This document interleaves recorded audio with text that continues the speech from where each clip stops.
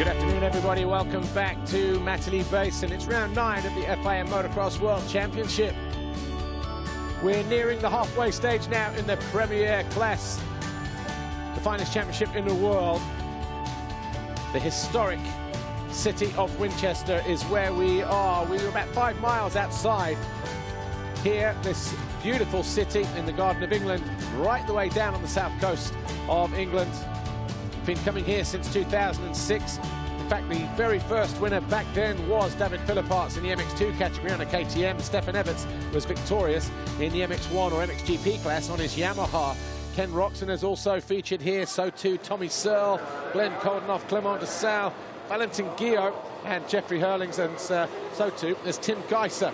But in terms of overall Grand Prix wins, Tony Cairoli is the most successful rider to have ever won a British Grand Prix. 6 Grand Prix victories so far in 2007, 8, 11, 12, 14 and 15, edging out Stefan Everts, who only won 5. You say only with tongue-in-cheek, but also Joel Robert won 5 as well back in the 60s and early 70s.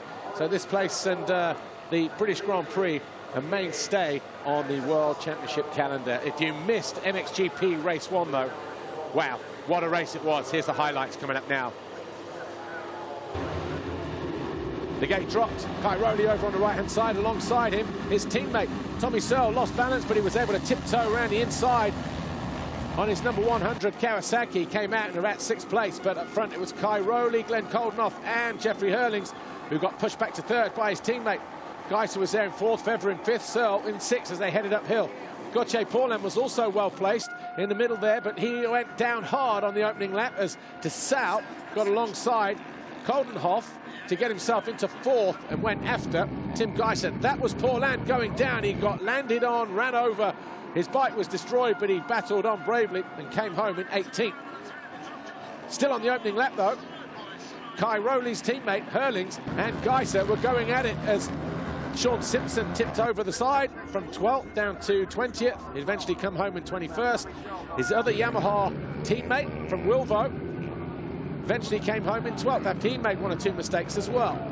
Julian Lieber on the Monster Energy Kawasaki eventually brought his machine home in not 8th place, but Cairoli was around 2 or 3 seconds clear of Hurlings for much of the race. Both riders being urged on by their teams, as you would expect.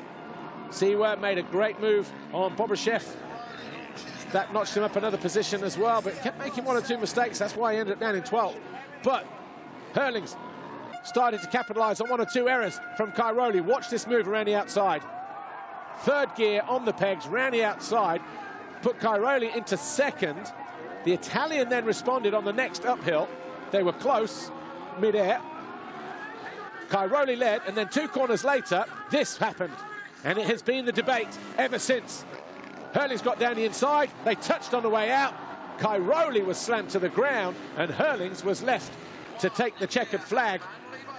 Cairoli left to pick up the pieces. Geiser was 3rd from de Sal and Fevre.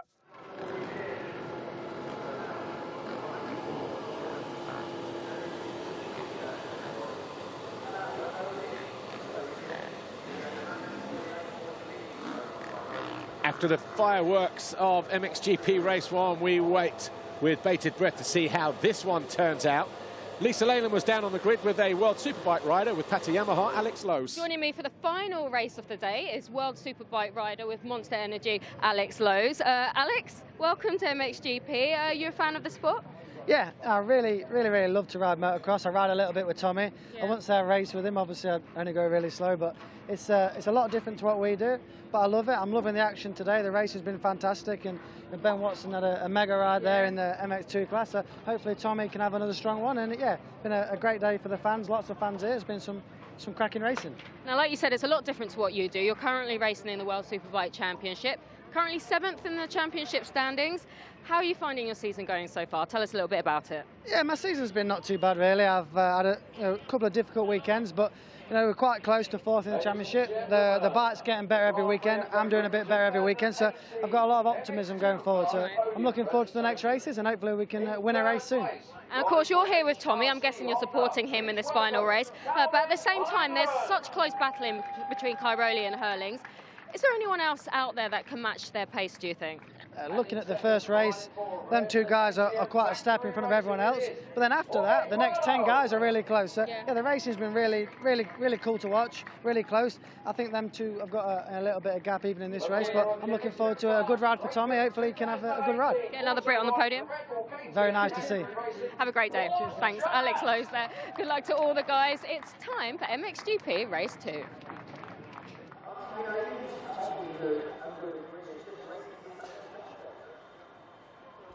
Here's how the riders line up then for MXGP Race 2, the same as they did for Race 1, of course, based on their qualifying positions from Saturday. Kai Rowley, with his 2nd qualifying race win of the year, is first since the opening round in Argentina. Hurlings had won the last 5 in a row, but had to settle for 2nd behind his teammate. Koldenoff up there in 3rd, Geiser, De Salle, Paul Searle, Van Horebeke, Anstey, and Romain Fevre. But the sun looks like it's just disappeared behind the clouds.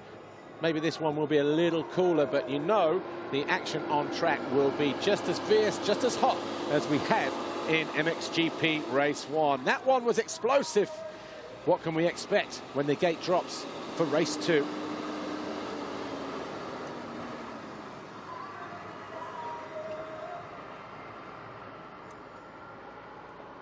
A little bit of breeze picking up as well. The umbrellas have come in handy. They were very handy at the Motocross of Nations back in October. Back then it was rain showers. This weekend, though, it's to protect the fans from the sun, giving them a little bit of shade. But just looking out there on the horizon, yeah, 1 or 2 clouds, but no rain forecast for this one. And, you know, for all those people who say, oh, it always rains in England, well, you missed a fantastic weekend. Cracking weather here at Matterley Basin, that's for sure. Jeffrey Hurlings, ooh, the bad boy of motocross.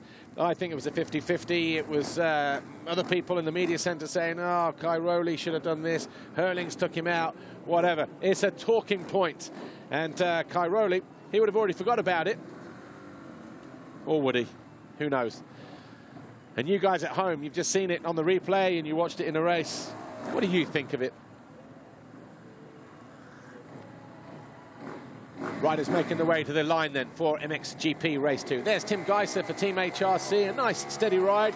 Asked him how his race went at the in the break, and he just said, yeah, it was okay, getting better. Probably about half a second or so off the guys ahead of him, and but he's getting better step by step. Tommy Searle, bike at DRT Kawasaki, lost balance just before the gate dropped, had a bit of a panic on, and he said he turned the bad situation into a good situation because he was able to tiptoe around the inside behind Jeffrey Hurlings, and he actually came out around about 5th or 6th place. But Glenn Koldenoff's starts have been on point this weekend. He was up there in the sharp end just like he was in qualifying yesterday. Got into the, well, he was 2nd down the first hill, wasn't he? Quickly followed, or quickly passed by his teammate, Jeffrey Hurlings, and then also Clement De Salle and Tim Geiser, but he'll be hoping to hold on to that. The MX2 winner, Glenn Koldenoff, from 2013, when he was on KTM's back then as well with standing construct. The Jerry man, Jeremy Van Horebeke, Monster Energy Yamaha, just going through his routine. He's a little bit beaten up after dislocating a shoulder in Germany 2 weeks ago. Romain Fevre, his teammate, also has got an ankle injury, a wrist injury. Both have taken a little bit of time to settle down. But Fevre managed to bring it home in 5th in race 1. Van Horebeke was 7th. They were split by the Red Bull KTM of Glenn Koldenoff. This guy here, Gauthier Paulin, Rockstar Energy Husqvarna, had a miserable time. He got landed on the opening lap. He dug deep, though, carved his way back up to 18th, but he'll be hoping for a better start. He'll top it out ahead of his home Grand Prix at Saint-Jean-d'Angely in France in a week's time. Sean Simpson, not sure if he's a fan of this place or not in terms of, yes, the atmosphere, great, and a lot of crowd support, but he's more of a technical guy. Lots of deep ruts, lots of sand, lots of bumps, mud, and all of that. It's anything but that. It's pretty fast out there. Yeah, there are 1 or 2 ruts at the bottom of the hills, but not enough to satisfy the likeable Scot. This will be interesting. Look at those guys lined up there. Kai Rowley, Hurlings, Geiser, all lined up along each other. 30 minutes plus 2 laps. The gate drops here. MXGP Race 2, and Hurlings gets squeezed by Tony Kai Rowley and Tim Geiser, who almost gets unseated through the turn. Oh! Geiser!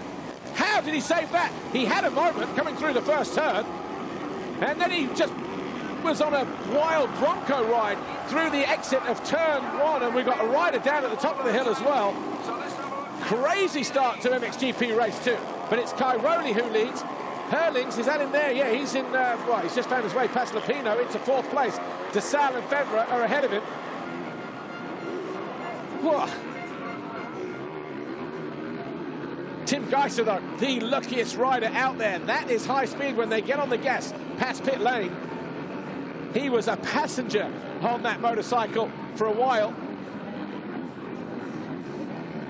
There's Koldenoff, there's Bobashev, they're right in there as well, but Kai Rowley leads, Fevre second, Hurlings is third. Hurlings fourth, actually. So DeSalle, Fevre, Hurlings heading uphill, Lupino. Bobashev there, Koldenoff, Geiser, Lieber, Nagel, Simpson, Seawer. And a great move down the inside there for Jeffrey Hurlings, puts the squeeze on early on Romain Fevre, goes into 3rd place. He knows a reverse, and there's that triple. Koldenoff triple this time. Not many riders doing that in race 1. Tommy Searle, when I spoke to him in the break, said that it's actually too much hang time there when you do it this time around. They've built up the lip on the takeoff. It's better to go double, triple. Koldenoff screwing up that one and just saying, right, okay, don't need to, if everyone's going to go inside, I'll try my luck around the outside. Finds his way past Lupino, goes after Geiser at the bottom of the hill.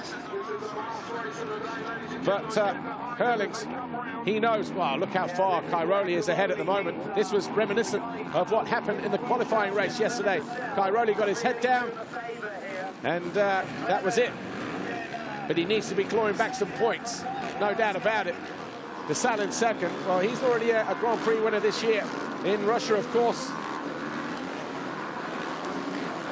And the only guy, really, to take wins away from the KTM squad.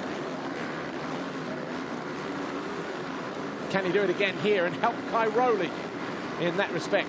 But over the line, Kai Rowley, DeSalle, Hurlings, Fevre, Geiser, Koldenoff 6, Lupino 7, Lieber 8, Bobashev 9, Seawer 10, Simpson is 11, Nagel 12, Paulin 13, Searle 14, 15 is Jasikonis, then Guillaume, Strybos, Anstey, Dupre, Caro. As Hurlings goes after DeSalle. The Bullet versus the Panda. Oh, what's going to happen at the bottom of here, guys? Oh, he got squeezed there. That's what happened. DeSalle had absolutely no room to maneuver. Ruthless was Jeffrey Hurlings then in that little exchange. He was 4.1 seconds down on his teammate as he hit the line just 5 corners ago.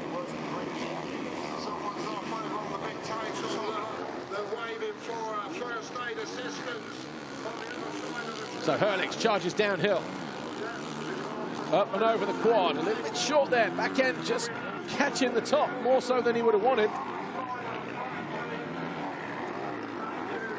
There's Kai Rowley. Is that about 4 seconds still? Quite possibly.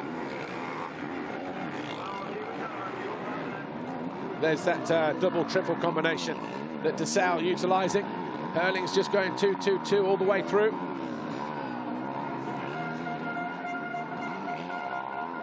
DeSalle will try his best to stay with Hurlings. How quick was Hurlings through this long right-hand turn, though, up on the pegs when he found his way past Kai Rowley in moto number 1. Right, Kai Rowley leads them. Hurlings second, DeSalle here in green third, the blue Yamaha, Fevre in 4th. Fevre in race 1.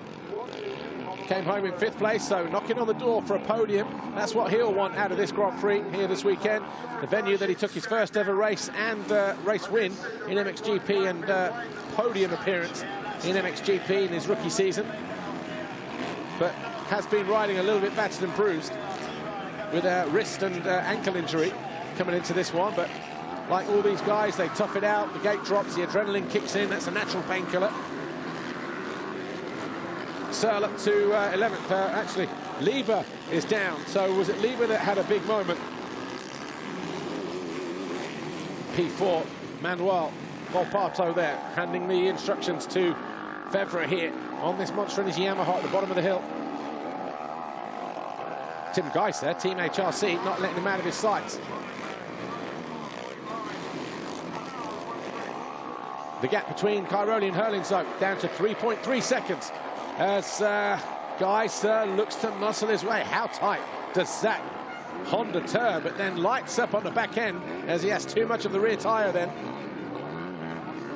I want to see a replay of the start coming out of the first turn. Geiser rode his luck. Mid-turn, he got pitched, and then on the exit, the thing was still moving and shaking all over the place. Hasn't stopped him going after the Yamaha, though. He was 8th, wasn't he, on the opening lap? He's got himself into 5th now. So he's making a quick run to the front.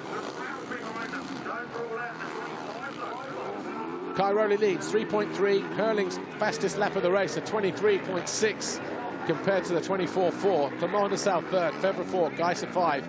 And watch how lucky Geiser was on the exit at the start here. Watch this. Already spinning up. Just over to the right-hand side, back end goes there. He's up on the pegs there, tries to correct it, goes once, twice, he's off the side. That is upper body strength. And that is a very fit athlete. Anybody else would have been ragdolled down the track there, no doubt about it. So Geiser launches downhill. Still in 5th place. Koldenhoff 6th, Lupino 7th, Siwa 8th, Bobryshev 9th. Up to 10 is Gautier Paulin on his Husqvarna. 11 is Simpson, Searle 12. So Paulin has found his way past 2 people. And TC just losing the front and the back and his legs. Composed himself though in the end. Maintains a gap of 2.2 seconds. Despite a 25.1 lap time, 23.9 for Hurlings. This one is going to go right the way down to the wire again, isn't it? He would have put that situation from race 1 behind him. But he knows he's got to just do every lap like a qualifying lap, really, to stay ahead of his number 84 teammate. DeSalle is not off the hook yet either. He's up into view now in 3rd place on his Monster Energy Kawasaki, only 2.some seconds behind Hurlings. And only 4 behind Cairoli at the top of the hill there, the race leader. Febvre a couple of seconds further back. Geiser likewise in 5th. And Koldenhoff as well. Everyone at 2-second intervals at the moment. Right the way down to 9th. And then we've got Paulin in 10th. Simpson 11th. Searle 12. Jasikonis, Nagel, Anstey in 15. Strybos 16 ahead of his standing construct KTM teammate of Valentin Guillot.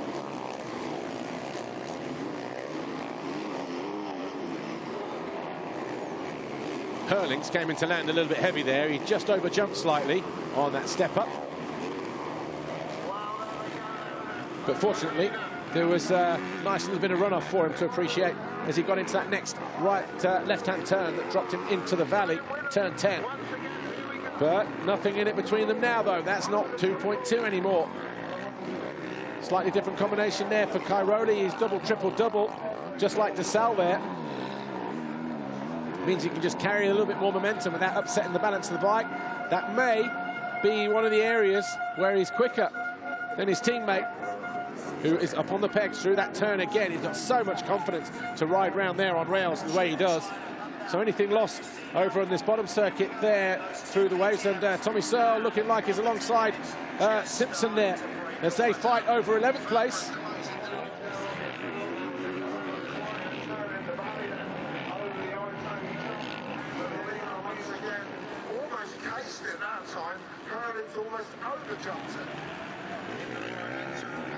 After 3 laps in, has the gap gone out from 2.2? Well, I would think so, because Cairoli just sets the fastest lap of the race.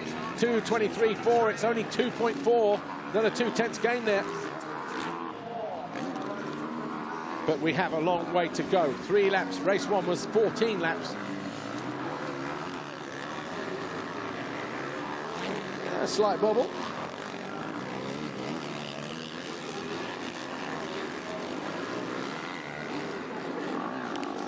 Charging downhill though, into turn 3.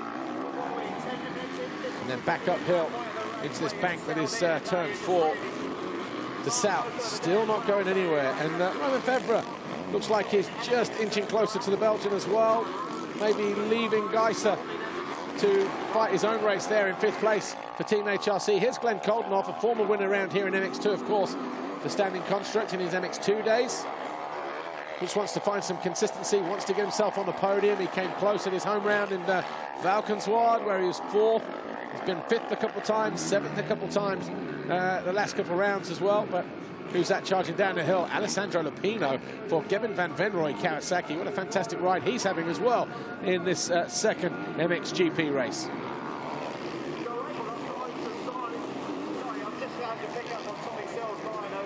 "19 minutes plus 2 laps to go, MXGP race 2. It's the 9th round of the FIA Motocross World Championship at Matterley Basin here in Great Britain, the MXGP of Great Britain. Tony Cairoli just set the fastest lap, 2:23.4, but it was only a couple tenths quicker than Jeffrey Hurling, so that gap now is 2.4 seconds between the top two on the Red Bull KTMs. Their teammate just the other end of the straight here, 2:59. Glenn Koldenhoff in 6th place. Ahead of him, he's got DeSalle in 3rd, Vevra 4th, Geiser in 5th.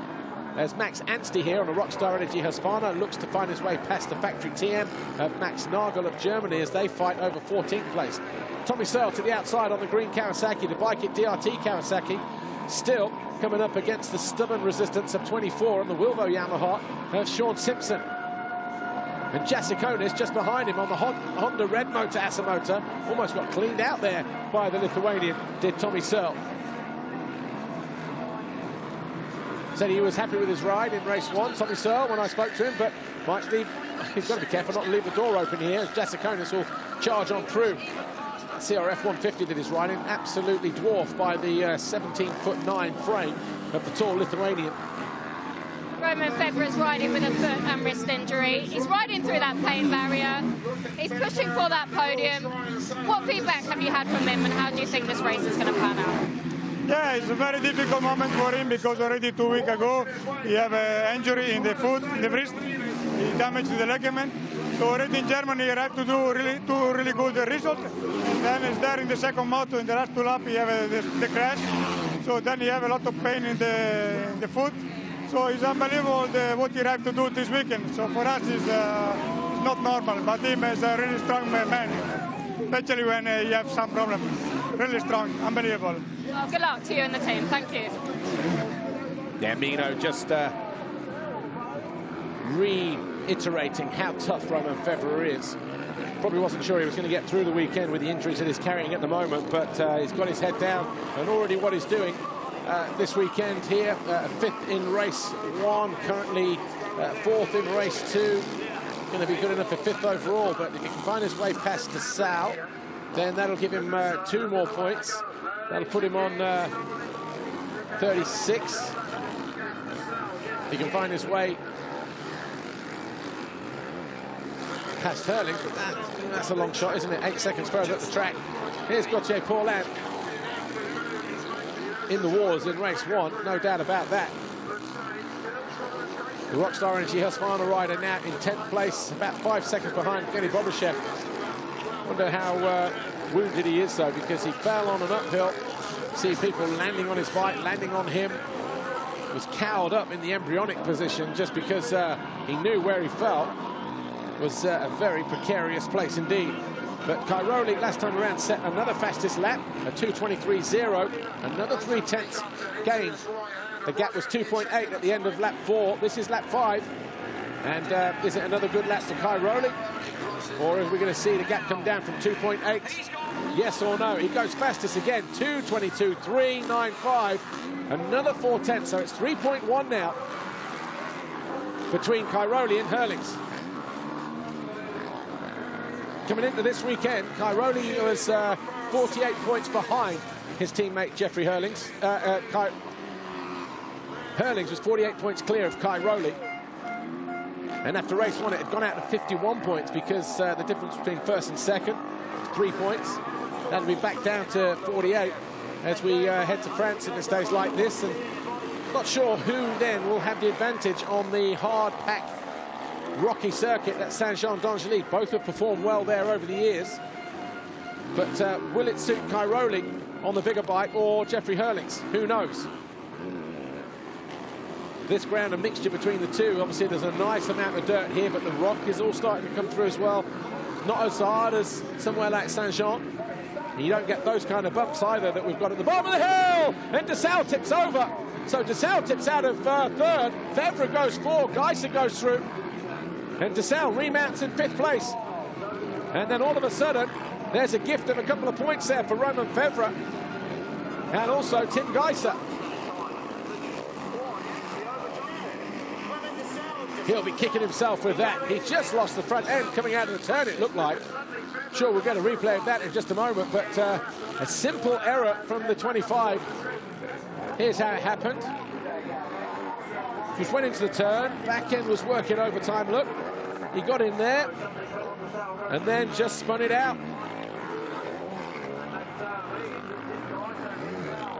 Managed to keep it going, though. No electric starts on those. So these guys now have to think about what they put on the board next time around. Kai Rowley making his way towards the finish line at the end of this 6th lap. How does that affect the podium?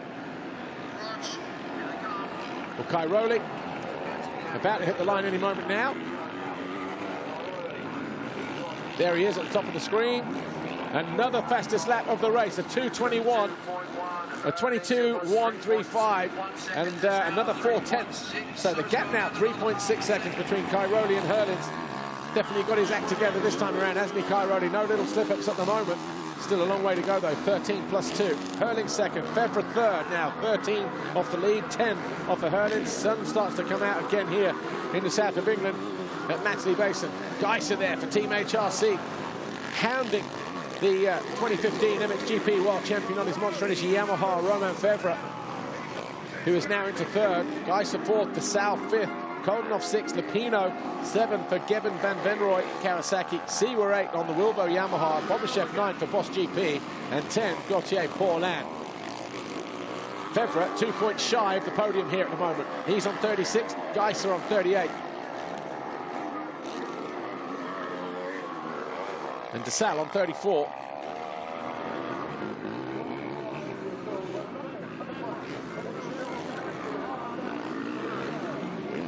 See how slick it is, just coming out of that turn. The turn just starting to shine up a little bit. If Febvre can get through this one, then the home GP in a week's time at Saint-Jean might not be as bad as he originally anticipated. Wadding up the roost off the back of these bikes as well. When I was down in the paddock area talking to various riders, Darren Sinai had his top off and his body was just peppered with roost marks, and that was just off the 250s. Oh, double, triple, double. You see the difference there in favour of Geiser, as Febvre was 2-2-2 all the way through. Opposite lines coming into this turn, but it will tighten up. Febvre will go to the inside, and he's up on the pegs through there as well. He's a very technical rider as well, isn't he?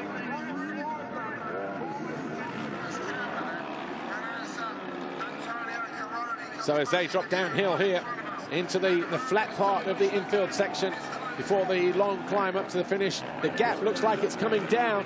I just saw a flash of the leaders at the top of the hill there. It was 3.6. Fastest lap of the race for Kaya Herlings. 2.2 now, a 21.3 compared to the 22.7. So all of a sudden, that's getting juicy at the top of the leaderboard. Herlings may spring another attack here on Tony Kai Rowley with 11 minutes plus 2 laps to go. As Febvre and Geiser jostle for 3rd.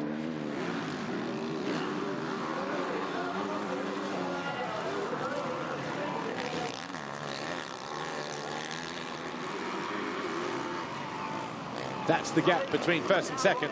Kai Rowley has been up front for the entire moto.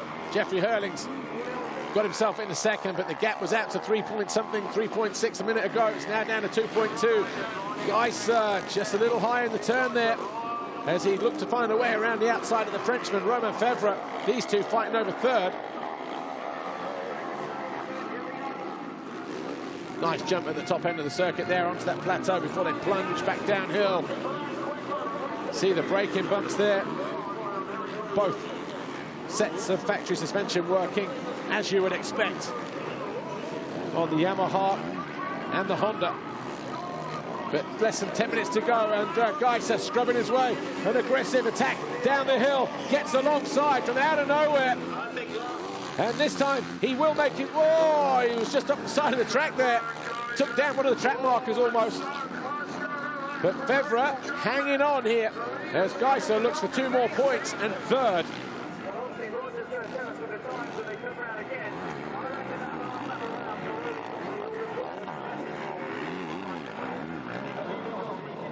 Just lurking in the background, the 25, Clement de Sal on the Monster Energy Kawasaki. He can only watch from a distance now as these two fight it out over third. Romain Febvre and Tim Geiser. Geiser looking like he's a man in a hurry with 9 minutes plus 2 to go. The power of these 450s, phenomenal. Enough to rip your arms out. So fast now, these machines. Up and over the tabletop. Cairoli, is this another mistake, or is this back end dancing around? That's why you stand up, kids. Let the suspension do the work and it'll just correct itself. But he's brought it back by about a half a second, 2.7. So the Hurlings charge there amounting to nothing for now. Nice line that from Cairoli, out to the outside and then straight down the inside across the middle, avoiding all those braking bumps at the top of the hill there. Clever bit of riding for him. Oh, AJ. AJ's out then, the Honda Red Moto Asamoto rider. Will not pick up points here in race 2. Cairoli looking to pick up 25. That's the gap. Is that 2.7 seconds? Well, Hurlings just set the fastest first sector between the finish line and the uphill.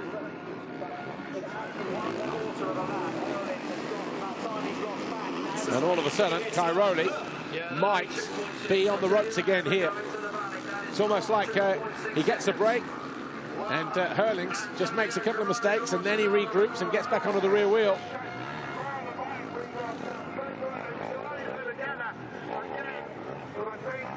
Looking at the split times here with 7 minutes plus 2 laps to go. A slight mistake there from Cairoli on the entry point of that wave section. Sector 1, which is from the finish line to the first step down. Jeffrey Hurlings set the fastest split by about 0.2 of a second. He pulled another chunk of time back as well, 33.7 compared to 32.9, so 0.8 pulled back there in favour of Jeffrey Hurlings. He takes another 0.2 out of Cairoli in sector 3, and that gap is coming down from 2.7 seconds on lap 8. We'll see what the eventual gap is when they hit the fourth split point at the finish line in 3 corners time, just at the top of the hill. But that's not 2.7. Wow. All of a sudden, what is it now? This will be a good lap for Hurlings. And it's the fastest lap of the race, a 21.3. It's 1.1 again between Cairoli and Hurlings. The fans are on their feet. The team don't know which way to look. They're looking across here. They'll swing around here. They'll be down there on the ground level of pit lane there, getting ready to issue instructions. 5 to go. That's the message. And he's right, because it was a 14-lapper in race 1. Oh, is he going to strike on the final lap? There's Febvre, still dealing with the threat from Geiser. And de Sal right there with them, look, on the Kawasaki, as they plunge downhill towards turn 3. We could still have a shake-up on the podium. Febvre still choosing the inside line. De Sal likewise, as Geiser goes the long way round, doesn't really gain or lose anything. He's so tight at the top of the hill, isn't he? Able to get on the power nice and early as well. And that's a sweet weapon as well that he rides, that HRC 450 Honda.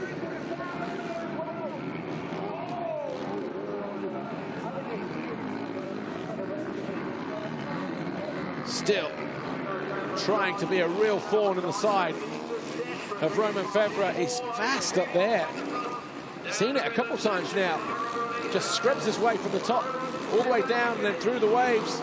Great technique, Tim Geiser, but not able to get close enough. Backhand dances around, catches a little edge, breaks away there just when he got on the gas. Again, falling away here, off camber before you hit that bank, and then pitch it in the opposite direction. Slight moment for Fevre. Just going to take my eyes off this for a moment. The sectors 39.4, Cairoli 39.7, 3:10 game for him. 32.6, the fastest of the race.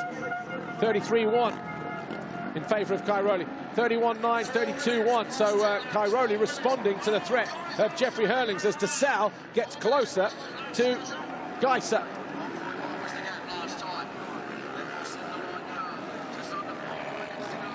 Whatever happens here, this is for the final step of the podium between Fevre, Geiser and DeSalle. Over the line, a 21.4 personal best lap of the race for Cairoli. 2:22.4, the gap 2.1 now. So a full second pulled back for Cairoli on lap 10. 4 to go. Time ticking away. The closing stages of MXGP race 2. DeSalle, he was ahead of these two. He's been down on the deck. He's regrouped and he's putting on a charge, the former winner around this Matterley Basin circuit when he was Suzuki mounted, of course. Looks to go to the inside. That was back in 2013. He's got some nice lines as well, hasn't he? Launches down, then straightens up. The same line as Cairoli, then gets to the inside. Oh, he's having a ball out there, is Clement DeSalle. Again, takes the shortest route here, shows a wheel to Geiser. All of a sudden, he's on the defensive. Oh, and he loses the front end and the back end. And DeSalle is going to go around the outside. Very close between the Slovenian and the Belgian. But DeSalle looking to attack downhill. He's going to go to the inside. I think he might just make the pass stick. Wow. They got into each other. They are not backing off, and they are not backing out of the challenge. Neither of them are scared to dish it out. Geiser tries to stay low. DeSalle, watch this here. He got in there. Oh, and I'll tell you what, that was Geiser. I think DeSalle propped him up there because he was on his way down. Fevre, he's loving this because he's just got a nice little breather there. Triple for DeSalle. He goes past. Oh, and it works. DeSalle just timed that to perfection. A great move from the Belgian. He went to the outside. Next man on his sights is the 461 of Romain Fevre. Great improvised riding there from DeSalle as he gets himself into fourth.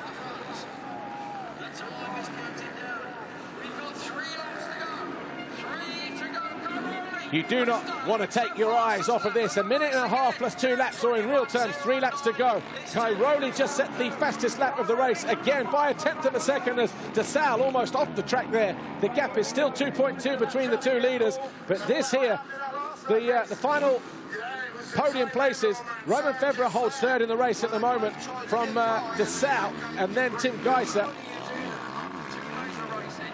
Back marker there. The 93 of Jonathan Bengtson, doing his best to stay out of the way, and he will do. But Cairoli, he cannot be doing any more than he's doing right now. At the moment, is just enough to keep his teammate at bay. Every time Jeffrey gets on the back of him, he responds to another 1/10 or 2. The gap is 2.2 seconds at the moment. Fevre is on the podium as it stands right now. He's on 36, DeSalle on 36, Geiser on 36. But that could change because DeSalle is quicker than Romain Fevre in the wave section.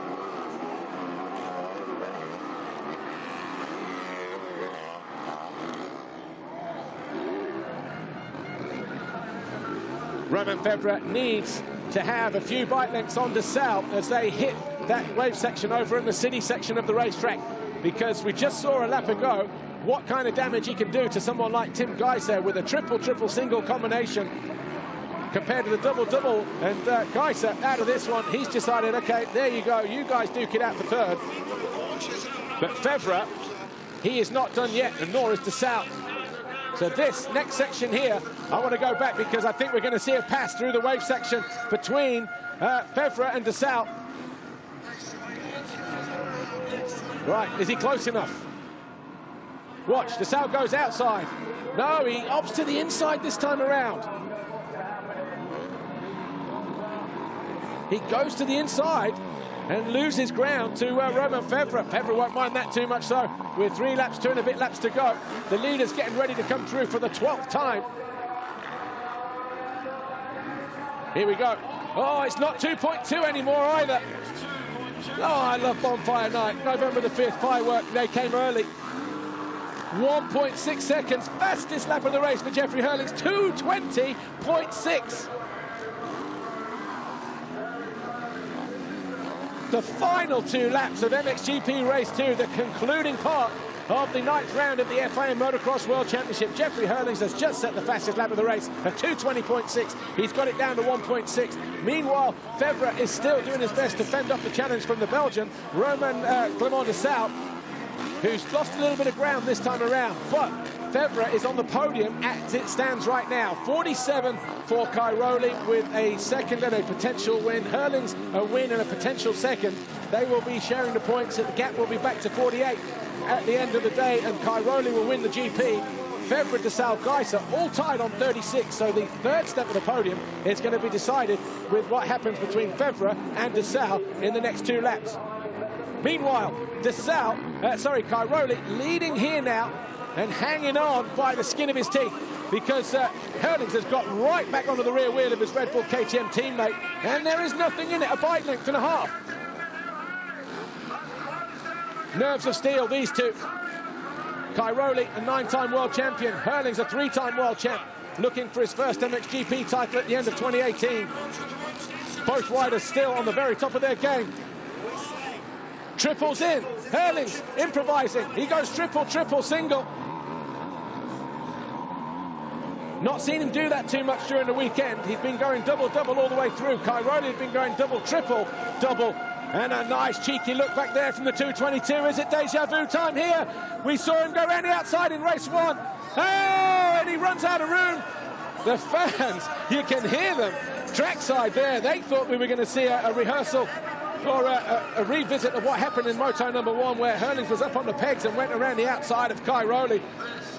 Cairoli is having to dig deep. He's going to need plant machinery sponsorship to keep him going. Going into the final lap. 2:20.6 was the fastest lap of the race last time around for Jeffrey Hurlings, and Cairoli eclipses it. Oh, and he's going to... Oh, this is it. Deja vu again, anybody? Hard on the brakes. Cairoli not falling for the same mistake twice. Hurlings, though, will swing to the inside, just like he did on Geiser, and he does! That was a move from race 1 on Geiser, and on the final lap, Hurlings goes through, but Cairoli will charge down the inside. No, he switches to the outside. He's going to chase the dirt. Oh, he swallows the burn with the back wheel. The adrenaline is going to be pumping through both riders' veins now. Certainly through Hurlings, because he is the man being chased now by the 222. Has he timed this run to perfection again? We have witnessed an epic Grand Prix here at Matterley Basin. It's not done yet either. And Febvre is still hanging on in 3rd ahead of DeSalle. 2:19.2 for Jeffrey Hurlings that time around. That's just phenomenal. Cairoli has led for 13 laps. He's going to be denied on the final lap, just like he was in Patagonia. Febvre, he's got 3 seconds over DeSalle. We could see him on the podium for the first time in a 3-way tie that sees DeSalle and Geiser lose out. But this is how close it is going into the final 10 corners, 9 turns on this racetrack here at Matterley Basin. Still running down like a scolded rabbit. Jeffrey Hurlings knows he can't afford a mistake. Cairoli still trying to inflict pressure from about a half a second, 3/4 of a second back. But downhill for the final time here, Jeffrey Hurlings, the fans on their feet. And he will extend his lead from 51 to 54 if he brings this home. But Cairoli is right there. He's looking for anything. He may have just run out of time, but talk about timing it to perfection. He has ridden the perfect race. One or two little mistakes in there, but Jeffrey Hurlings takes the biggest win of 2018. He does it here at Matterley. He takes a look back. Another fastest lap on the final lap. 2:19.2. Jeffrey Hurlings, stand up and take a bow, son. Wow. Racing does not get any better than that. Cairoli is not happy. He is, I had to stop myself there. That tells you everything you need to know. He doesn't mind shaking a hand, but you know what? He is annoyed with himself.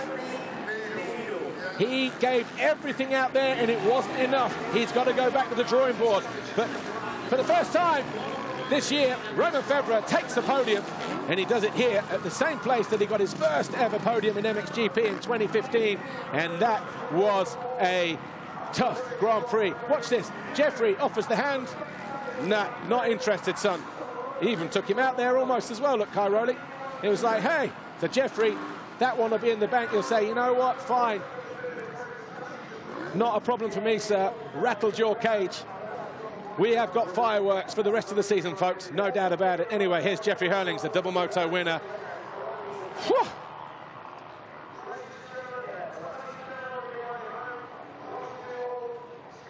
Here's Jeffrey Hurlings with Lisa Leyland. Jeffrey Hurlings, congratulations. A big, big win for you. Perfectly timed races and totally outsmarted your teammate. Yeah, definitely, you know, I did my best. You know, a little bit for the first moto, but second moto, you know, we could keep it clean, and yeah, it was a good moto, I would say. You know, we both did our best, and I just didn't want to ride in his roost all the moto, you know, because it hurt pretty bad. So at one point I was like, okay, it's a few more laps to go, let's push, and luckily I was in a position to still overtake him and win the GP. So it's my 100th podium in my career, and my 74th GP win, and altogether Red Bull KTM racing team. So I want to dedicate all the podiums and wins to them. Thank you so much, and it's a God blessing today. So looking forward to France next weekend to get up to halfway of the championship, and looking forward to next weekend. Thank you. Great job, thank you. The battle-scarred 84 number plate of Jeffrey Hurlings, who sailed to victory with a magnificently timed pass on Tony Cairoli on the final lap through turn one. He left the door wide open, but fastest lap after fastest lap for what, the last 5 laps for Jeffrey Hurlings? Epic, epic. He is the real deal. If anybody doubted him, why would you? He turned it up a notch today. And guess what? His teammate didn't like it, not one bit. Heat of the moment, final moments after the race. Maybe he's calmed down by the time we speak to him after the podium, but yeah, he was annoyed that was allowed to happen. He had a 3-second advantage at one point, again, 2 thereabouts. But those guys that are leaving over on the far side of the circuit, they will not leave here disappointed. Jeffrey Hurlings, your winner, though, from Cairoli, Febvre to Sal, Geiser, Koldenhoff, Lupino, and Siwa. Fastest lap of the race on the final lap. That's the fastest lap of the weekend as well, I believe, in racing. Bobashev 9, Searle 10. Where was Tommy Searle? 8th overall this weekend, so he'll be pleased with that. Simpson, Anstey, Strybos, Nagel, Paul, and Guillaume. And then Dupre, Petrov, Leok, and Boutron. Now they shake hands. But he doesn't want to be on the podium today. Just wants to go and hide.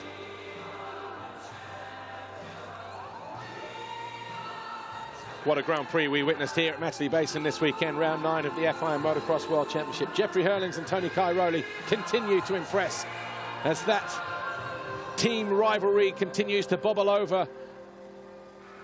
But this weekend, Jeffrey Hurlings, well, he duffed up his teammate in race 1, he outsmarted him in race 2, and Cairoli was not a happy chappy when he pulled off the racetrack. Refused the handshake. We just saw them shake hands a moment ago, though, so... But the championship now looks like this. Hurlings 436, Cairoli 382, so another 6 points gained for Jeffrey Hurlings over his teammate. And KTM running away with it. They've only lost 3 points this year. Kawasaki picked up the win in Russia. Foxhole shot, though. Just Cairoli as Geiser started to get out of shape. So Tony Cairoli then for the 10th time this year.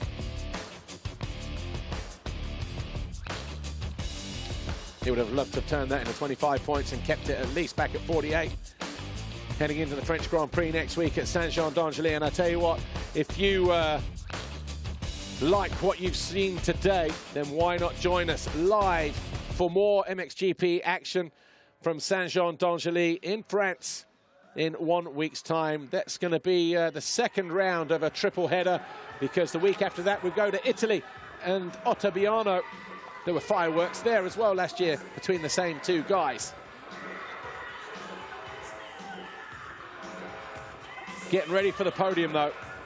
And what a great day though for Monster Energy Yamaha's Romain Febvre. Finally for him, he gets on the podium in 2018.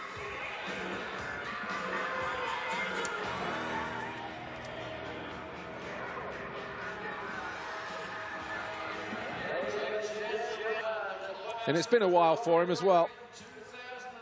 Second overall in Assen, the penultimate round last year. Romain Febvre on the Monster Energy Yamaha. Despite all of his injuries, he is walking wounded. He has put in a Herculean effort this weekend. Possibly one of his favourite venues ever. The place where he took his first ever race, won his first ever MXGP podium. Tony Cairoli. Second overall, as popular as ever here, the Red Bull KTM rider. He would have loved to have won that race though. But what kind of response will Jeffrey Hurlings get? Hopefully as rapturous as what Tony Cairoli got, because those two put on one heck of a performance here this weekend. Jeffrey Hurlings though will stand on the top step of the podium. Win number 74, podium number 100 for the Bullet. And Dirk Grubel will be on the podium once again alongside Jeffrey Hurlings. As the team manager down there in the Dutch corner of the Red Bull KTM garage. So Romain Febvre takes third from somebody he knows very, very well. Mr. Mitch Covington, VP of Sports Marketing at Monster Energy. First piece of silverware for the Frenchman. Maybe now he can relax and enjoy the rest of the season, and those wins and podiums will start to come.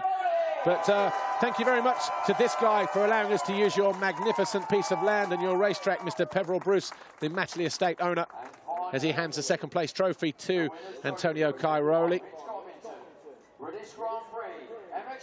But the MXGP of Great Britain winner, Jeffrey Hurlings, win number 74.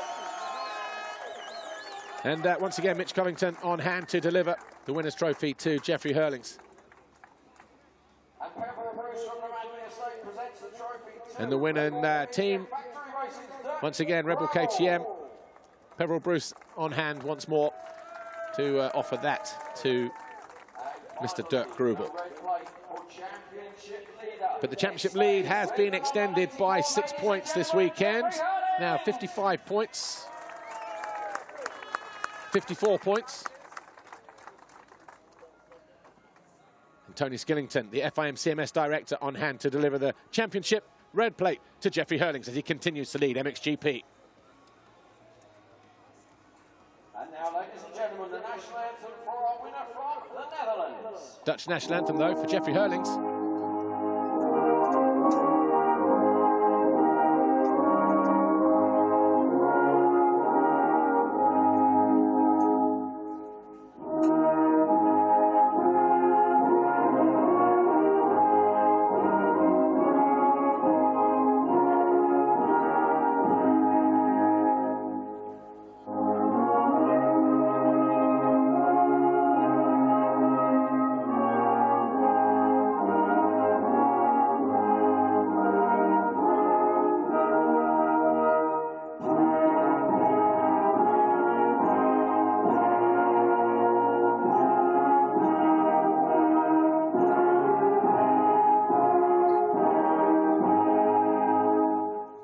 World titles on the top steps of the podium here this weekend. Cairoli with 9, Hurlings with 3, Febvre with 1.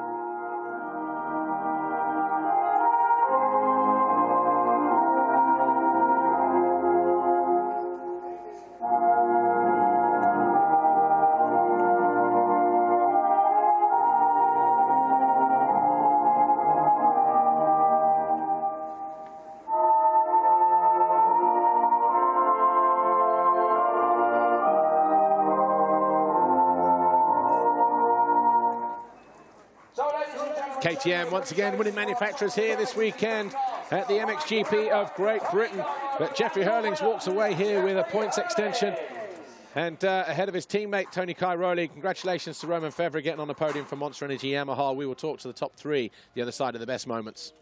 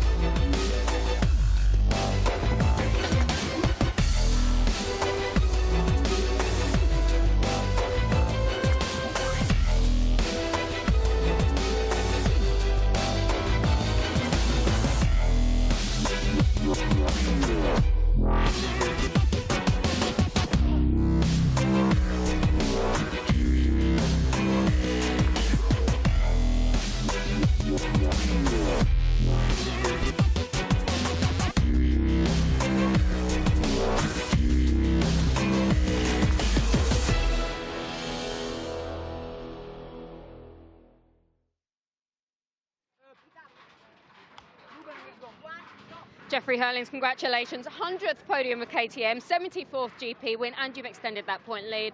Quite the weekend for you. Yeah, it was. You know, it's always been a tough track for me. I love it. It's so amazing, nice jumps, great spectators. But for some reason, it's always hard for me to win it. But we made it happen both times. I think in the last lap, but we made it happen. So it was a big win for the team, big win for myself. You know, it was my 100 GP win and 100 GP podium. So to get it all together with KTM, I think it's something very special. You know, so many wins and GP podiums together. So looking forward to France next weekend. Want to give a big shout out to Red Bull KTM Racing Team. The guys did an awesome job. Thank you for everything, and see you guys next weekend in France. Great job, thank you. Second overall today, we have Tony Cairoli. Tony, you couldn't have put more into both of those races. Clearly a track you're extremely strong at. I guess you just ran out of time at the end there in those final laps. No, actually not run. I didn't run out of time. I get run out, but nothing to complain about it. Everybody see the images, and I know it's racing, but I mean that there was not really a necessary move because I mean he's leading with so many points in the championship, and I mean was quite aggressive move, but it's racing. I don't really complain about it. For sure, everybody see he was stronger in the last part of the race, but I mean I could still handle it if it was clean racing. That second moto was actually it was faster than me, but on that first moto was a little bit too aggressive with that move. But anyway, this is motocross, and looking forward for next GP in France. Hopefully a lot of fans over there, and see you all there. Thanks, Tony. Third overall today, we have Romain Febvre. Romain, riding through the pain barrier this weekend with your wrist and your ankle, but finally you got the podium. Yeah, I'm really happy. You know, it's been tough, really tough the last 3 weeks from Latvia, but you know, I did not realize yet to be on the podium. I was just trying to ride smooth as I can to don't hurt my ankle again, and then yeah, Dessal make a mistake, and then I calculate. I say, oh, Geyser is behind, so I will be on the podium. And then I look back two laps to go, and I saw Dessal, so I say, I need to manage to finish third, and then I did it. I'm really happy, proud for my team. They really deserved it. They gave everything to me, and finally, through the pain, I can manage to be on the podium. Thank you. Congratulations. Well, look, we're out of time here. Thanks for watching us at Matterley Basin. It was an epic Grand Prix, absolutely no doubt about it. But we will be back in a week's time for the MXGP of France at Saint-Jean d'Angely. My name's Paul Malin. Thanks for watching. We'll see you then. Bye for now.